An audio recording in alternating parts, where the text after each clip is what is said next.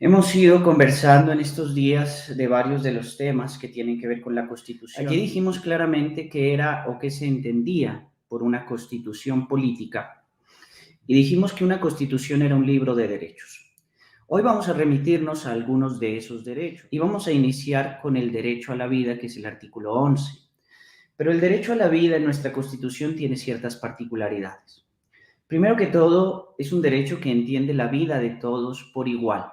Y quisiera partir aquí de una cierta clasificación que nos permita entender de aquí en adelante lo que vamos a decir. Vamos a pensar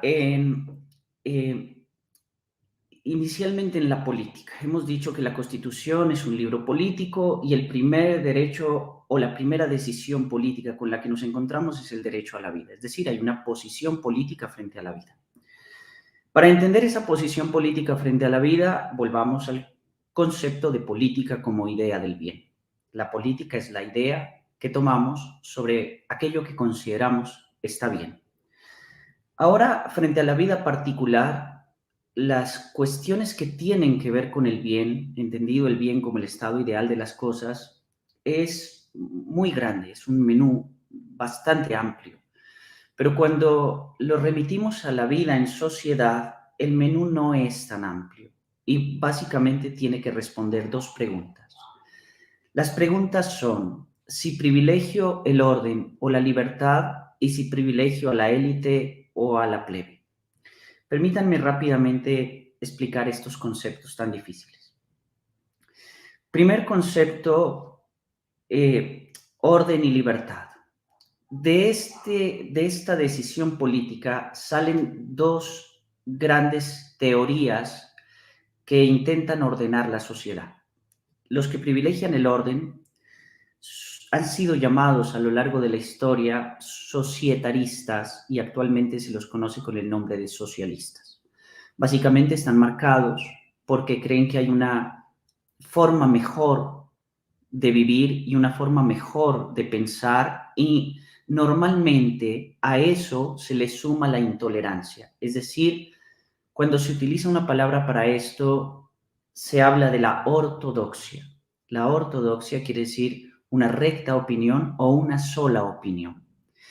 Y por el otro lado están los liberales o los que piensan que es mejor la libertad que el orden y entran en la libertad con el concepto de tolerancia.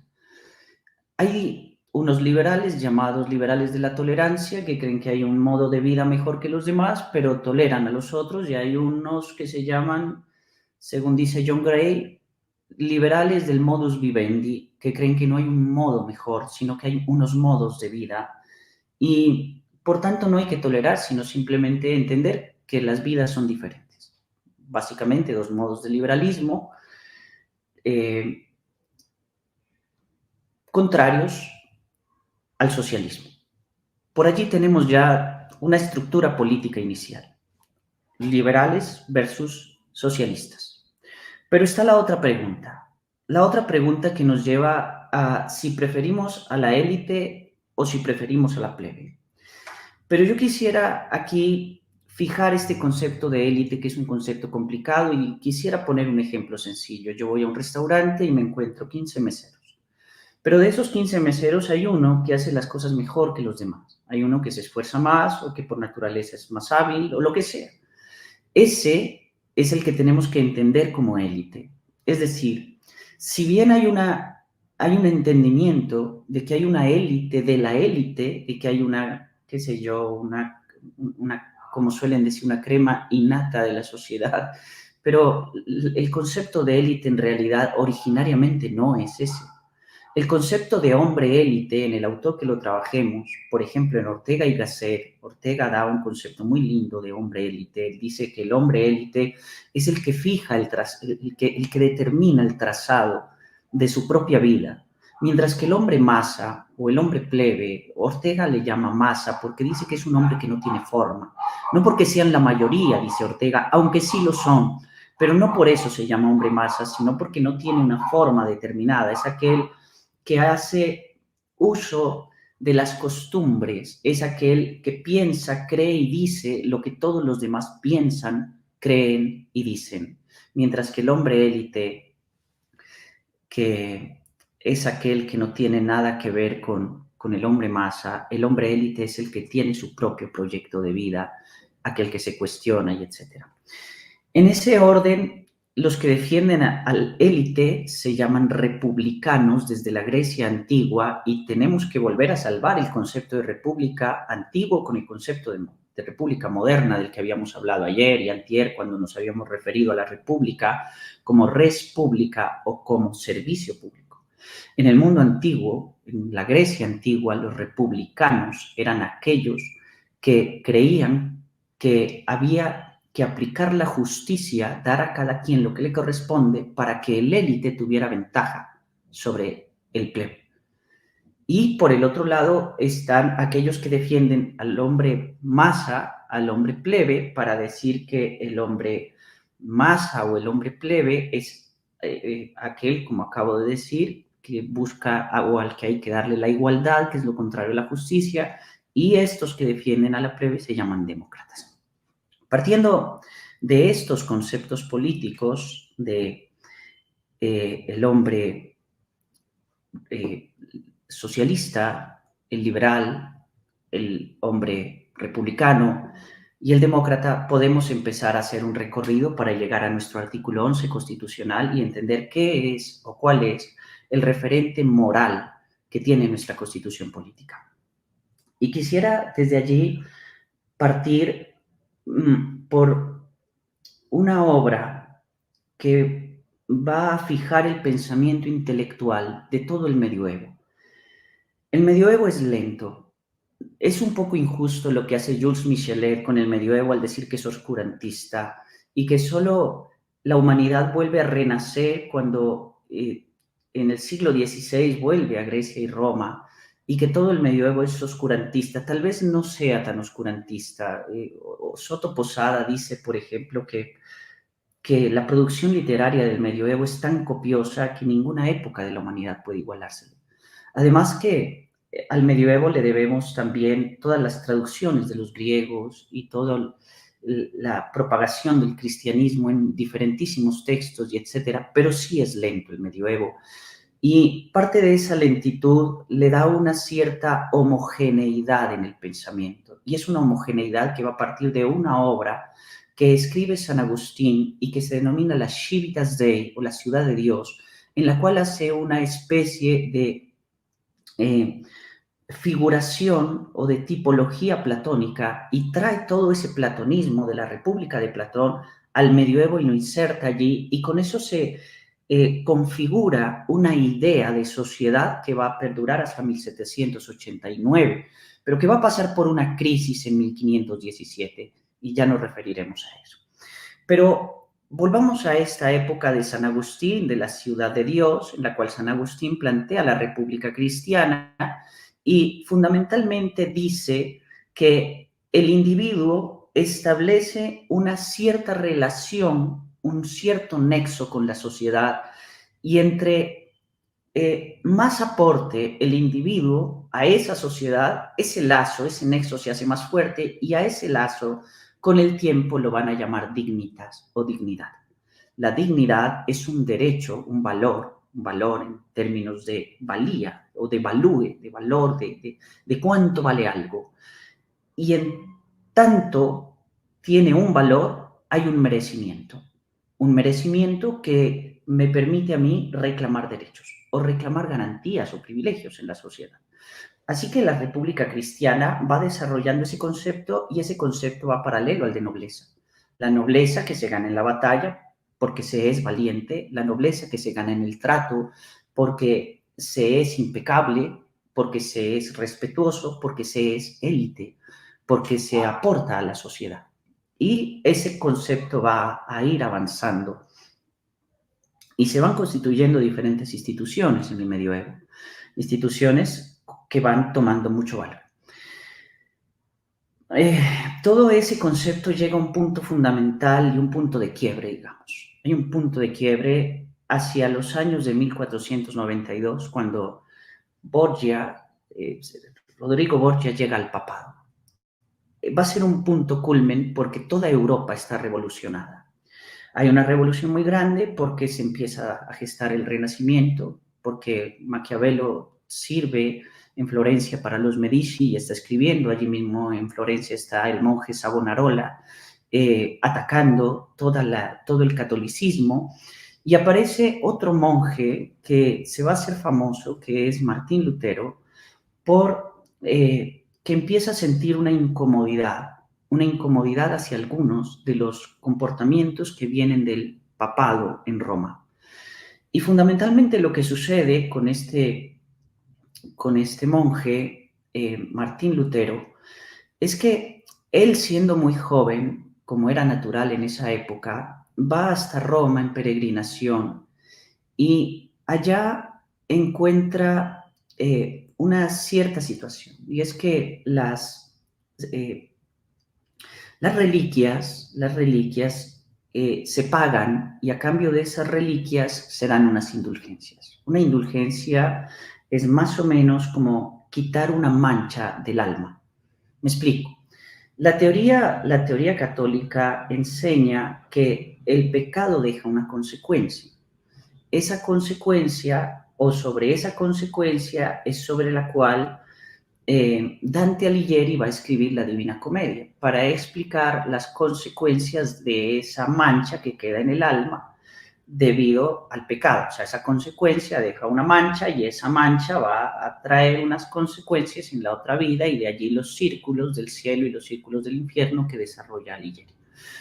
Por supuesto que eh, el catolicismo desarrolló una teoría para limpiar de la mancha, y esa teoría va desarrollada o va relacionada con las indulgencias. Pero las indulgencias había que pagarlas, y Lutero siente que eso es una especie de simonía, un pecado, es decir, comprar favores espirituales. Lutero se devuelve a Wittenberg, donde es sacerdote, es obispo, y se siente un poco apabullado. Pero él sigue con su vida normal hasta 1517, ya él es un hombre de 40 años, ya ha pasado algún tiempo desde que fue a Roma, y Roma empieza a recaudar un poco más de dinero porque, según algunos historiadores piensan, este es el momento en que Europa se da cuenta de que, aunque es un continente pequeño, tiene un gran futuro. Europa se da cuenta, y Roma se da cuenta, y Roma quiere construir una gran catedral digna de las catedrales o de las grandes construcciones que el Khan había contado, que había visto o Marco Polo había contado, que había visto cuando había visitado las tierras del Khan y todo lo que era la China y todo lo que era el Asia del Norte. Entonces, las indulgencias empiezan a llevarse a los lugares. Ya no hay que ir a Roma a las procesiones, sino que las indulgencias empiezan a viajar por los lugares a cambio de unas limosnas. Y Lutero se incomoda mucho y allí escribe sus 95 tesis. 95 tesis que él las escribe y las pega en la puerta, como era tradicional. Lutero era doctor, y como cualquier doctor podía llamar a debate a cualquier universidad o a cualquier otro doctor, y él pega eso en la puerta ahí de Wittenberg y espera a que el Papa le conteste. El Papa contesta que no va a asistir al debate, que eso es un borrachito y que cuando le pase la borrachera quitará las tesis de allí. Como es natural, no era el resultado de ninguna borrachera, era el producto de toda una ideología que no solamente venía basada en la creencia de Lutero, sino que además venía tomada de unos textos de Marsilio de Padua, que es el Defensor Pacis. Entonces, en el Defensor Pacis, que es un texto de 1303, Marsilio desarrolla toda una teoría en contra del papado, y Lutero toma de allí bastantes cosas y empieza a desarrollar unos conceptos sobre la soberanía popular y demás, y finalmente publica estas 95 tesis que van a revolver Europa. Y van a revolver Europa porque inmediatamente Carlos V, que es el gran emperador, el emperador del Segundo Reich, del Sacro Imperio Romano Germánico, va a mandar a capturar a Lutero, pero a Lutero los príncipes alemanes. Y el Papa inmediatamente va a mandar también por Lutero, pero el Papa está peleado con Carlos V. Carlos V secuestra al Papa, algunos dicen que hasta lo arrastró de los cabellos.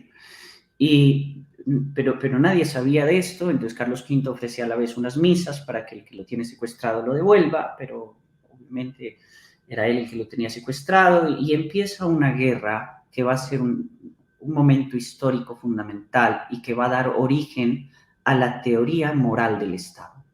Esa se va a considerar por muchos historiadores la peor guerra que la humanidad ha vivido. Es la denominada Guerra de los 30 años. Se denomina de los 30 años porque sus años más crueles van a ser los últimos 30, pero es una guerra que en realidad dura 120 años. Y la consecuencia fundamental de esta guerra, que se inicia allí en 1517, y que es una guerra que se inicia por la religión, y trae como consecuencia la inseguridad. La gente se acostumbra a vivir en la inseguridad. Es decir, ya la gente no va a trabajar porque ¿para qué si te lo pueden robar? La gente no va a sembrar porque lo más seguro es que no vayas a cosechar, y entonces empiezan a aparecer ejércitos. Inicialmente son ejércitos religiosos, los hugonotes tienen ejércitos, los católicos tienen ejércitos, pero después todo esto se convierte en ejércitos mercenarios, o sea, ejércitos que se alquilan, que se pueden alquilar, que se pueden rentar, y se inicia una batalla que algunos dicen que terminó con que la gente, las madres, devoraban a sus hijos por el hambre, porque además no querían, porque querían salvarlos de las hambrunas, porque la gente desenterraba a los muertos para poder comer, etcétera.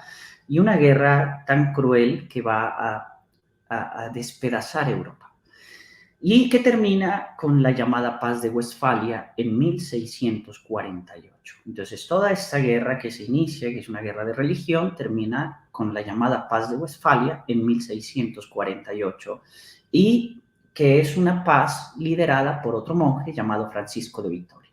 Lo que propone este monje fundamentalmente es volver a las unidades que había en la antigüedad.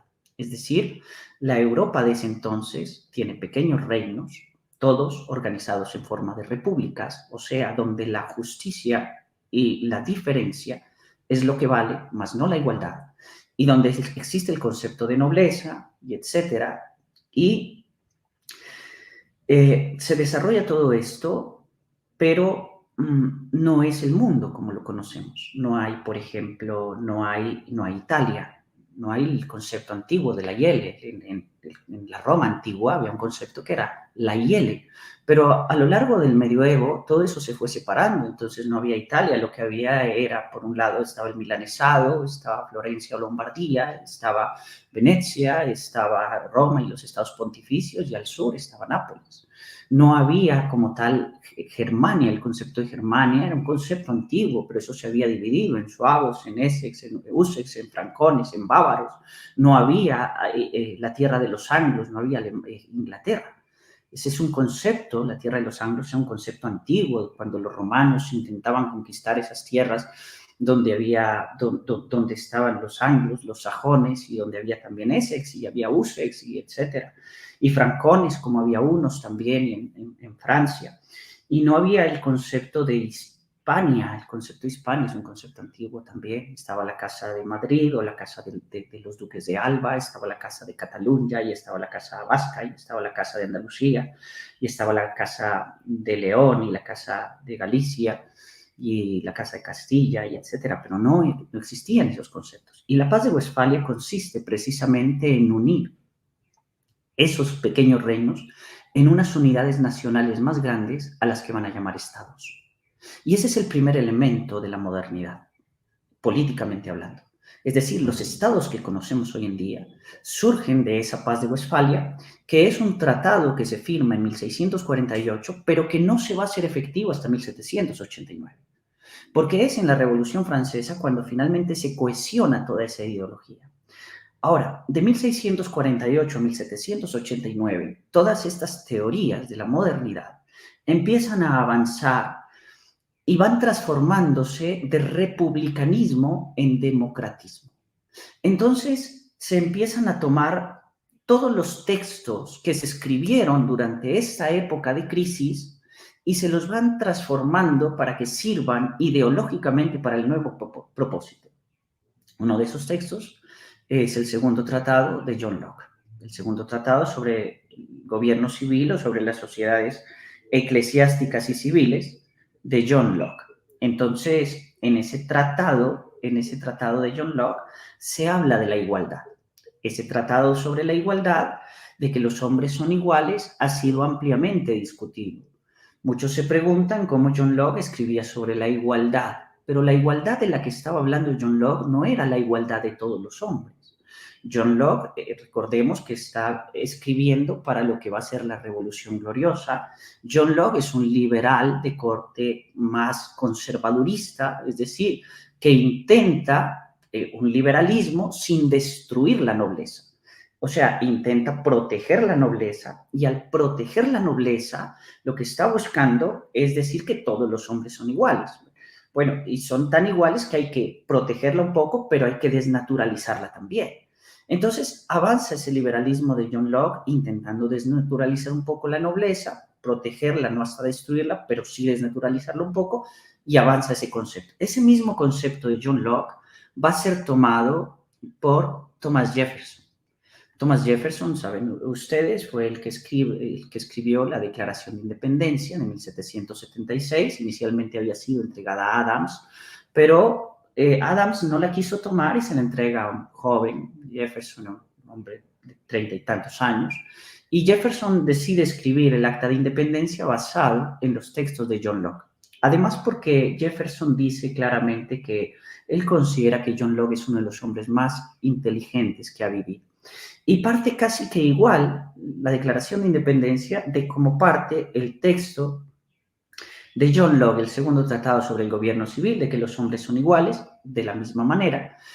Jefferson, según dicen algunos, entre ellos John Petit, por ejemplo, y Douglas, se refería a la igualdad que había entre el hombre inglés y el hombre americano. No estaba hablando de la igualdad de todos los hombres, y esto quedó probado en los debates de Alsted, que fueron los famosos 7 grandes debates que se dieron en 1858, o sea, 100 años, casi 100 años después, entre Abraham Lincoln y Douglas. Esos debates de Alsted van a tratar de desentrañar el espíritu de la igualdad que trae la Declaración de Independencia, y finalmente terminan con una frase de Lincoln en donde él dice que definitivamente el espíritu de los padres, el espíritu de Jefferson era decir que el hombre inglés era igual al americano, pero que era bueno hacer ese cambio, que era bueno darle una interpretación más amplia, más extensiva, y entender que se refería a todos los hombres por igual. Y desde allí, como digo, se va tomando ese concepto de la igualdad, y el republicanismo se va convirtiendo en un democratismo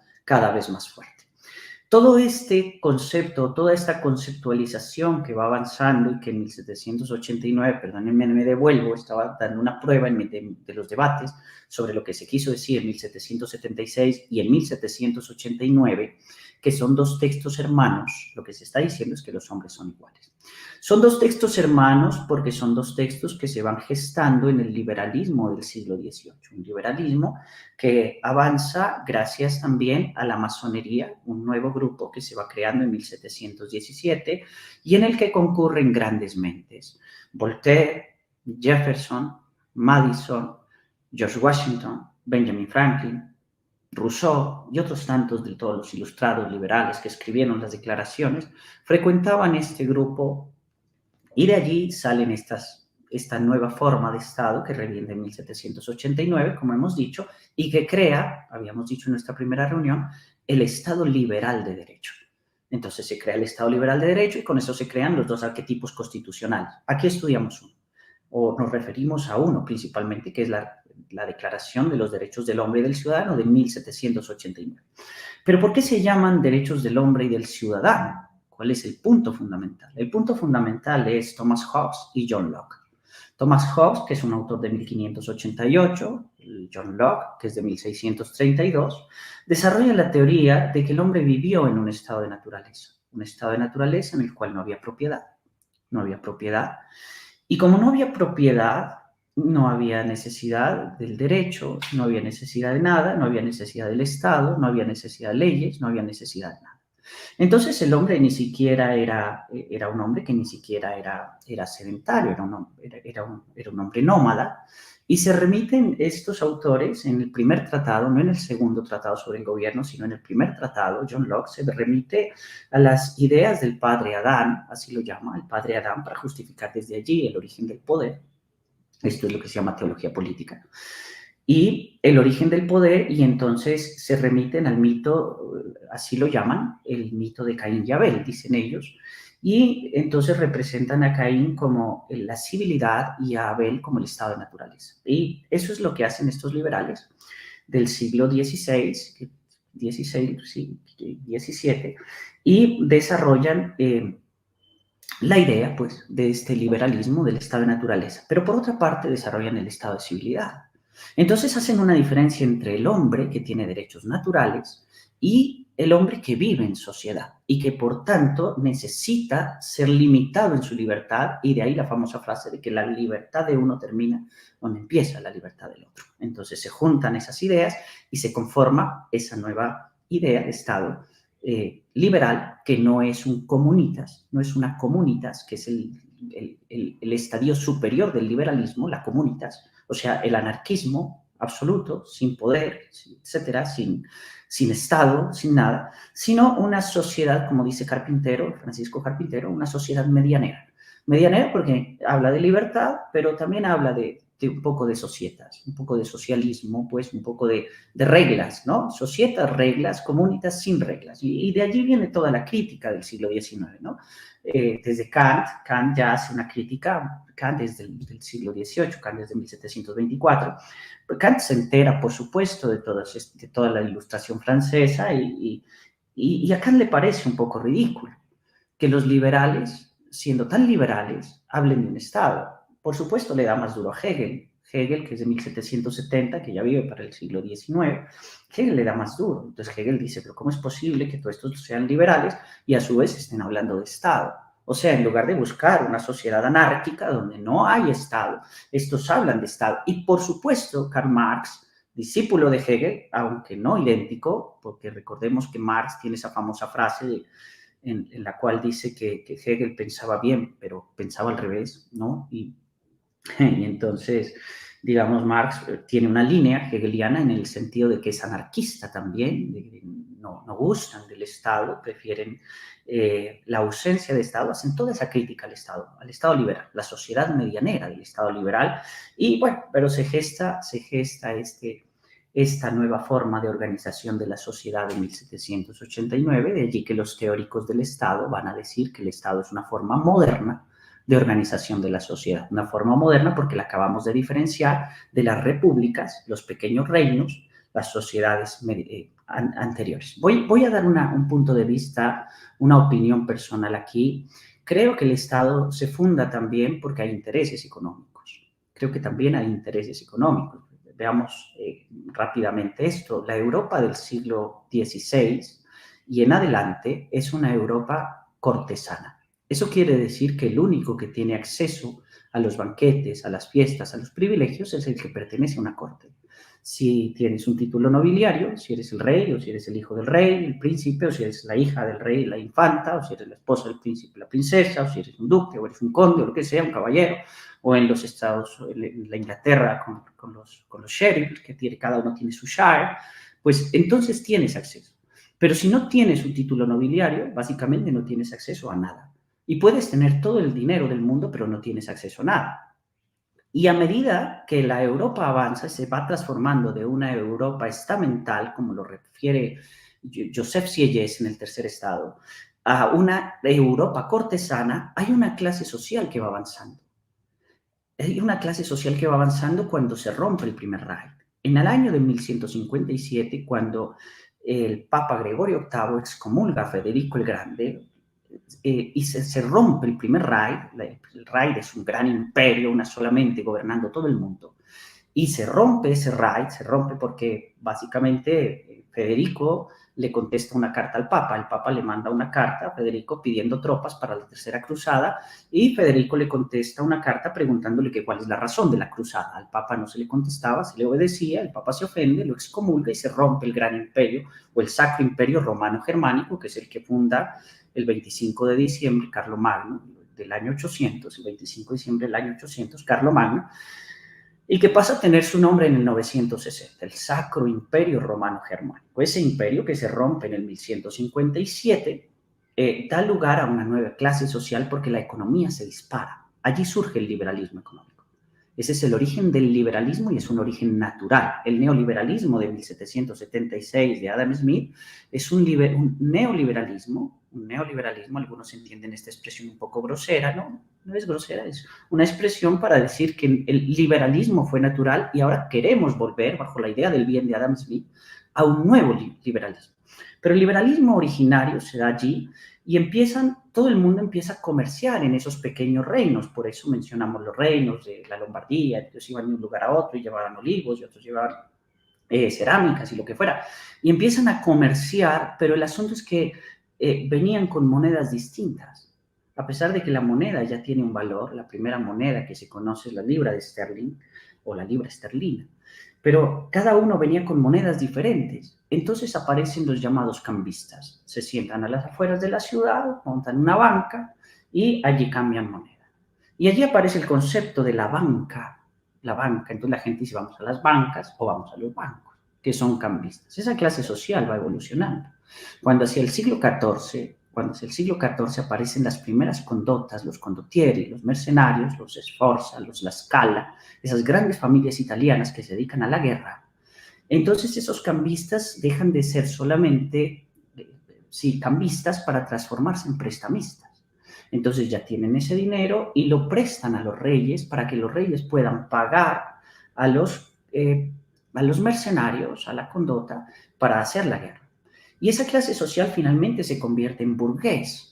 Es una clase social que termina comprando propiedades, tierras, los burgos, los grandes burgos de Europa, y se convierten en grandes terratenientes. Pero esa clase social no tiene acceso a las cortes. Y aquí hay un dato interesante que vale la pena mencionar, porque lo menciona Philippe Ariès, cuando habla de la historia del niño, y también Glow y Ra lo mencionan cuando hablan de la Europa cortesana.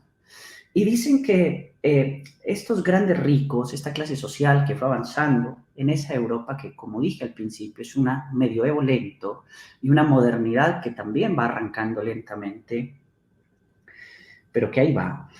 Y esa clase social, por mucho dinero que tiene, no tiene la posibilidad de entrar en los banquetes, y etc. Entonces, dice... Claude Rapp coloca más o menos el siguiente escenario para que entendamos lo que estaba pasando en Europa y todo el contexto moral de esto, o sea, todas las bases morales de esto. Y entonces lo que dice es que en muchas ocasiones un rey se quedaba sin dinero para seguir haciendo la guerra. Y afuera estaba el ejército contrario, listo para invadirlos, pero el ejército que él había contratado estaba de brazos caídos porque no se le había pagado. Entonces el rey iba donde el prestamista y le pedía prestado, pero el prestamista le decía, no te puedo prestar más, porque ya me debes mucho. Y entonces si no le pagaba a los mercenarios, ellos no iban a combatir. Y el rey estaba en riesgo de perder su reino y de que lo mataran a él y a su familia. Y entonces Claude y Rapp dicen que es allí cuando los grandes burgueses le decían al rey que ellos le prestaban a cambio de un título nobiliario. Y dice Claude Rapp que no se conoce un solo hecho, un solo caso en la historia de la humanidad donde un rey vendiera un título nobiliario. De allí el viejo dicho de que la cuna no se compra ni con todo el oro del mundo, dicen estos autores. Así que no había más que hacer. Se reúnen estos burgueses en consorcio con algunos nobles que vieron que era inminente, que esto iba a pasar y que era inminente, fundan ese grupo llamado masonería, basados en una cantidad de textos antiguos, y le dan un sentido a eso de construcción y etcétera, y se unen intelectuales y ricos y todo lo demás, y construyen la revolución burguesa de 1789 llamada Revolución Francesa. Y aparece esta estructura del Estado liberal, como estamos contando, que pasó de ser una estructura republicana, una estructura republicana en una estructura demócrata, y que se constituye como un Estado liberal. O sea, es un Estado liberal, pero además es demócrata. O sea, no le interesa más lo cortesano, no le interesa la nobleza, lo que le interesa es la igualdad. La igualdad basada en que aquel que tiene dinero, que puede conseguirlo, puede acceder al poder. Es la idea de que cualquiera, no tengo que mostrarte un título nobiliario, cualquiera puede acceder al poder. Y con eso se crea toda esta estructura que dijimos que había avanzado y que había avanzado hasta 1948 y que en 1948 había creado el Estado Social de Derecho y que el Estado Social es un socialismo metido dentro del Estado liberal, y etc. Pero resumo así para volver sobre el artículo 11 y tomar toda esta base y transformarla ahora sí en el artículo 11. Como el artículo 11 viene de toda esa conceptualización que acabamos de dar, es decir, el concepto de la vida y la vida sin cualificación, o sea, la vida no del hombre élite, sino la vida de cualquiera. El artículo 11 se parece mucho a un concepto antiguo, permítanme añado este concepto final para poder reunir todos los elementos que necesito para explicar esto. Se parece mucho al concepto antiguo que manejaban los griegos clásicos, aquel Platón, aquel Aristóteles. Cuando nos hablan de las dos formas de vida, el zoe y el bios. En la Grecia antigua, más o menos existía esta misma conceptualización. La vida zoe es la vida animal, que no tiene otra finalidad más que el sostenimiento de la propia materialidad. Mientras que el bios, la vida bios, como la llaman ellos, o sea, nunca un griego hubiera llamado o se hubiera atrevido a colocar, a definir al hombre desde el zoe, sino desde el bios, porque el bios es la posibilidad que tiene alguien de diseñar su propio proyecto. De allí que Sócrates dijera en un texto muy lindo, dijera que la sociedad está siempre en tensión. En tensión porque tiende a autoestrangularse, dice Sócrates. Tiende a autoestrangularse entre el hombre masa y el hombre élite. Está siempre en tensión. Y esa tensión es la que nos va a traer acá al artículo 11, que es una vida zoe. No es una vida bios, es una vida zoe. Y lo voy a explicar de este modo. Como el artículo 11 parte de ese concepto de igualdad que mutó, que cambió, que no es el concepto exacto que traía John Locke ni el que trae Thomas Jefferson, sino que es un concepto de igualdad desnudo, quiero decir. Entonces, vamos a pensar en lo siguiente. Para entender el concepto o el artículo 11, el artículo de la vida, hay una hipótesis que habría que manejar, una hipótesis un poco exagerada, pero vamos a manejarla de este modo. El artículo 11, el artículo de la vida, nos remitiría más o menos a pensar que yo estoy en una barca, en un lado tengo a mi madre o a mi padre y en el otro lado tengo un desconocido y tengo que arrojar a alguien porque si no nos hundimos todos. La igualdad, el concepto de igualdad aquí me hace pensar, nos lleva a pensar que sería como que yo no tenga o no haga diferencia porque todas las vidas valen lo mismo. Y allí es donde entra Rousseau, precisamente.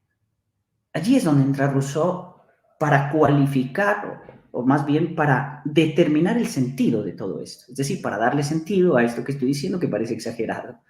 Porque ya Rousseau cambia el concepto de dignidad, ese del que hablábamos hace un momento, que San Agustín había metido en las Civitas Dei. Y para Rousseau la dignidad ya no es ese lazo, ese nexo que yo tengo con la sociedad y en el cual si yo colaboro tengo privilegios y si no colaboro no tengo privilegios. Entonces, si no colaboro, incluso me podrían quitar a mí el derecho a la vida, de tal modo que no diría el artículo 11 que el derecho a la vida es inviolable, sino que el artículo 11 diría pues que en algunos es parcialmente violable y en otros es totalmente violable porque podría haber una pena de muerte. Pero no, porque Rousseau lo que dice es que ya no existe ese lazo. Si tuviéramos que graficar el concepto de Rousseau, que Rousseau trae en el contrato social, sobre la dignidad ya no es un lazo, es una especie de vasija, una especie de jarrón, una especie de vasija, de jarrón que yo llevo y en el cual van a vertir, una palangana, en el cual van a vertir todos los derechos. No importa quién sea yo, a mí nadie me va a ningunear. Nadie me va a ningunear porque yo llevo todos mis derechos aquí abrazados. Y entonces, como llevo todos mis derechos abrazados, yo soy exactamente igual a todos los demás. Ya no hay nobleza, ya no hay nada. Aquí no hay nada. Aquí soy exactamente igual a todos los demás. Y por tanto, la personalidad, el artículo 14, la personalidad se va a entender como la posibilidad que tiene cualquiera, y cada vez más cualquiera, porque cada vez se recortan las edades, etcétera, cada vez más, para reclamar esos derechos, que cada vez se convierten más en privilegios. No lo digo a manera de crítica ni de elogio, lo narro simplemente a manera de privilegios. De tal modo que existe toda una superestructura basada en la igualdad y basada en la libertad. Voy a terminar con este relato que he hecho del contexto moral, de dónde viene la moralidad. Voy a añadir una cosa más. Como todo este contexto surge dentro de la vida Zoe, lo que le han quitado finalmente es esa posibilidad de la vida bios, de la vida que se diseña o que se intenta desplegar. Desplegar desde el querer de cada uno, pues del hombre élite, quiero decir. Y ese concepto va a traer más o menos la siguiente cuestión. Vamos a ver, resulta que en la vida bios el elemento fundamental es la libertad. O sea, en la vida bios la libertad está por encima de la vida. Y aquí es donde tenemos que volver al concepto de principio. Habíamos dicho que no se dice principios porque principio es lo que es principal. Y los principios, si tenemos principios, no hay manera de determinar. ¿Sí? Voy a poner un ejemplo sencillo que suelo colocar a veces. Si, bueno, habíamos hablado en estos días, volvamos al ejemplo más bien que colocamos en estos días, dijimos el respeto o la libertad de expresión, que es un tema que está en boga. ¿Cuál de los dos? La sociedad tiene que elegir uno.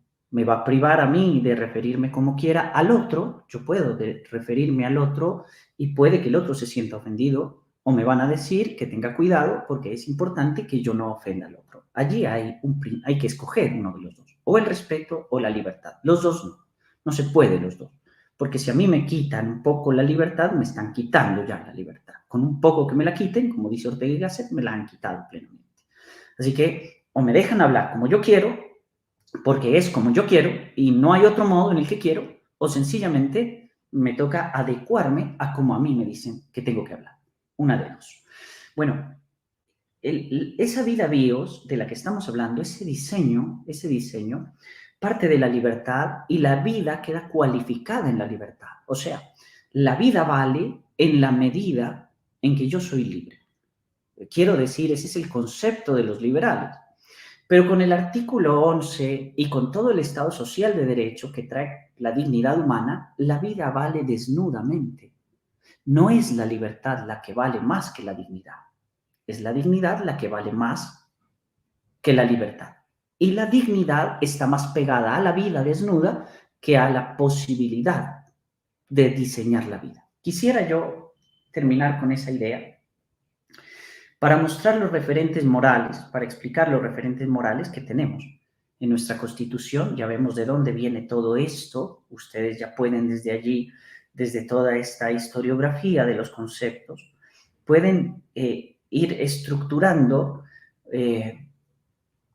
sus propias ideas de cómo ha avanzado, de cómo se ha ido desarrollando el asunto de cada uno de los valores constitucionales No cabe duda que la Constitución es un libro que tiene valores, es decir, que tiene toda una ideología que la sostiene, y desde allí podríamos ir concluyendo con esto.